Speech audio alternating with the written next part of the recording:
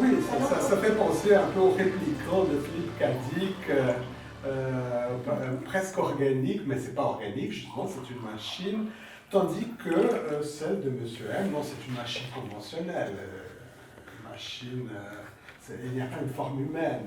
Tandis que toute la théorie de Tosque, c'est la projection du corps, parce que c'est basé sur la machine de Natalia A, c'est la projection du corps du patient dans la machine. Et ça, j'ai l'impression que dans le cas de Monsieur M, on ne le voit pas, cette projection du corps. Non, mais ce qui est intéressant, c'est que Tosque dit quand même qu'il y a plusieurs stades dans la formation de cette machine, avec une espèce de progression qui va vers une abstraction. C'est-à-dire que la machine, elle est de moins en moins corporelle. D'abord, c'est le sexe qui manque.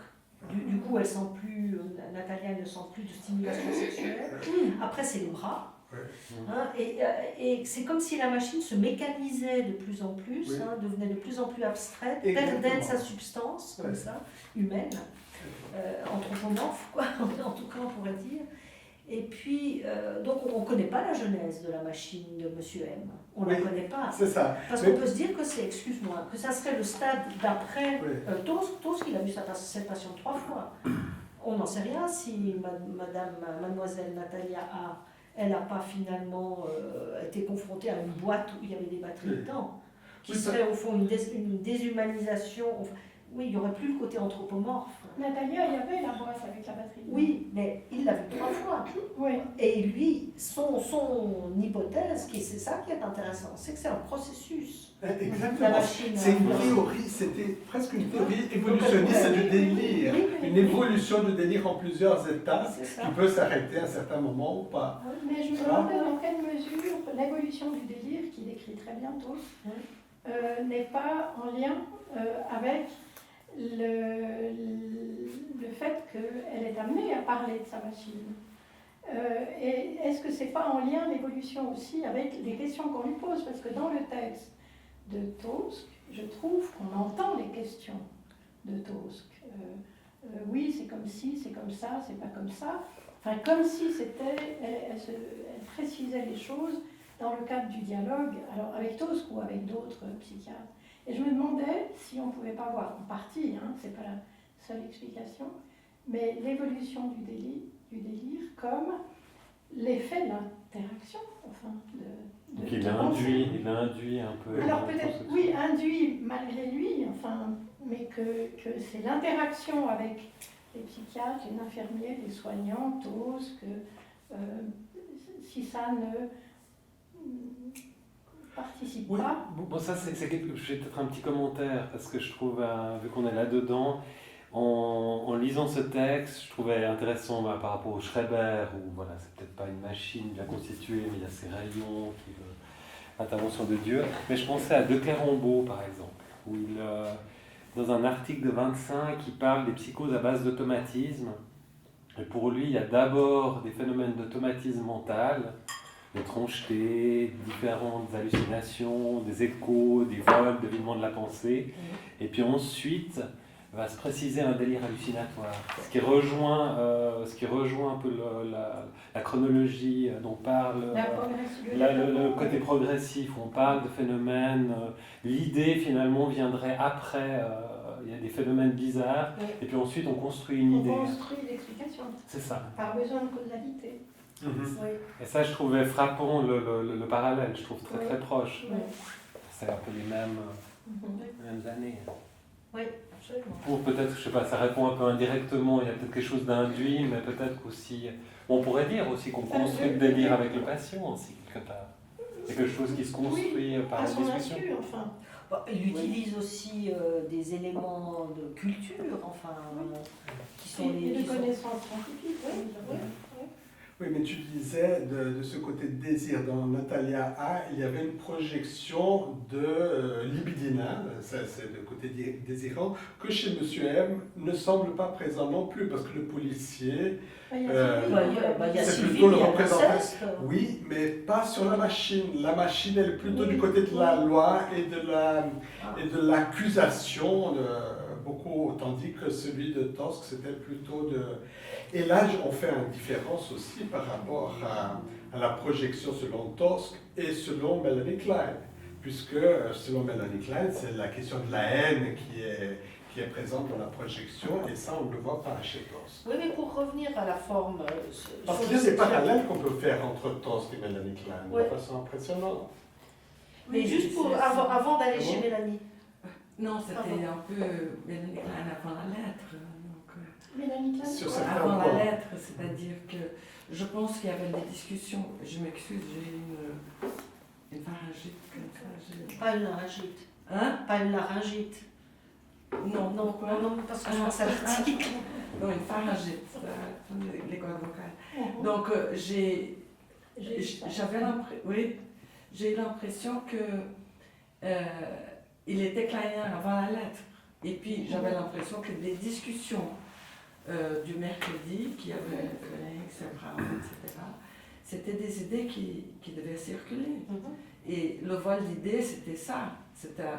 On ne sait pas très bien à qui appartient l'idée. C'était quelque chose qui circulait. Et lui, c'est-à-dire, il a quand même capté pas mal de choses. Et puis après, j'avais l'impression justement, à qui appartient cette idée? On ne sait pas. Non, on ne sait pas, mais si tu parles de groupe, c'est intéressant parce que le groupe, il pose aussi la question des limites du moi par rapport au narcissisme. Dans le groupe, il y a toujours une porosité qui s'installe, voire une menace pour certaines organisations. Donc, ou bien il y a des groupes qui font fraction aussi. Mais... Bon, cette histoire de plagiat, ça revient hyper souvent par rapport à Freud, Fils qui l'accuse de plagiat, alors que voilà, ils échangeaient, je pense, puis Freud lit énormément, puis il fait un peu comme Aristote dans son système, il inclut plein de choses pour étayer ses thèses. Oui, mais Tosk, il l'accuse de plagiat aussi, 3 fois dans le texte, dans son article. Non, il ne l'accuse pas, c'est vrai, mais il dit que tiens, c'est marrant Freud, tiens, alors que moi je l'avais dit avant, aussi, comme ça. Donc, oui, j'ai dû aller voir les dates pour savoir, parce que je disais, mais est-ce qu'il était kleinien? Comment ça se peut? Parce que je voyais des idées de Klein là-dedans, et j'ai dû aller voir les dates où les théories sont apparues, et je disais, mais c'est pas possible. Mais je me demande si c'est pas dans l'introduction de cette édition-là que la femme qui a écrit l'introduction, je me souviens plus de son nom, parle de l'admiration de Mélanie Klein pour Tosk. Je me demande si c'est pas dans cet article-là. Je sais pas si c'est, en tout cas, Parce qu'il En tout cas, ce que moi, dans quelle mesure elle a connu Tosk il semblerait qu'elle ait eu un contact, justement à un congrès. C'est ça. Je pense qu'elle a assisté à des conférences de Tosk. Je ne sais plus où c'est, mais ça je peux retrouver. Je ne sais pas si on a la main à la main, je ne suis pas sûr. Moi, c'est la personne. Je ne sais plus où c'est. Mais bon. Moi, j'avais un petit commentaire par rapport aux différences entre Monsieur M, donc ce cas de Decker et Vassor, et puis le cas de Natalia A. Où je trouve très compliqué de faire une construction clinique à partir de ces bribes. C'est un point commun qu'il y a entre les deux textes, c'est qu'on a des bouts et puis on peut vite délirer sur toutes les histoires. C'est plus une juxtaposition que vraiment une application. Mais c'est plus une vignette, exactement. Mais je trouvais frappant par rapport à la différence qui me semblait assez centrale, en discutant, c'est que dans Natalia A, il y a quelque chose de l'érotomanie, je trouve, où on pense au Schreber de Freud, où il parle du renversement dans la paranoïa. Est-ce qu'elle n'est pas attirée par ce professeur, puis finalement elle renverse, elle s'interdit. C'est ça. C'est là qu'il parle de la projection, d'une projection libidinale. Donc pour moi il y avait un côté érotomane, et puis dans le cas de Monsieur M, alors moi dans une lecture peut-être plus lacanienne, où je trouve, voilà, c'était un peu le but aussi de discuter, c'est de me dire, il y a quelque chose autour de la relation avec la mère, un truc autour de l'inceste. Le patient découvre voilà, que son père, il y a quelque chose, je pense, d'assez fragile au niveau de la symbolisation, que son père social, enfin qu'il a éduqué, n'est pas son père biologique, et puis ça le livre un petit peu à toutes les possibilités de jouir de la mère. Je délire un petit peu. Et puis ensuite, il se construit une sorte de nom du père avec ce policier qui va mettre un peu l'ordre en disant tu es fou, il faut te soigner, tu couches. Enfin, c'est presque comme s'il se construisait une sorte enfin, ça fonctionne pas super bien, mais il essaye de construire une sorte de principe de limitation. La vision lacanienne, elle me met tout à fait. Bon, c'est toujours un petit peu de la branlade de vouloir faire coller les choses. Ce qui est intéressant, c'est dans cette fonction qu'il met, il met une fonction, le policier, il a une fonction de prouver la schizophrénie, et qui est finalement la même fonction du psychiatre. Mais on a l'impression qu'il sépare le policier du psychiatre, il clive presque l'agent de cette fonction, il protège un peu le psychiatre, et d'ailleurs le psychiatre le protège aussi de temps en temps, puisque lorsqu'il veut échapper de la persécution, il est hospitalisé, n'est-ce pas?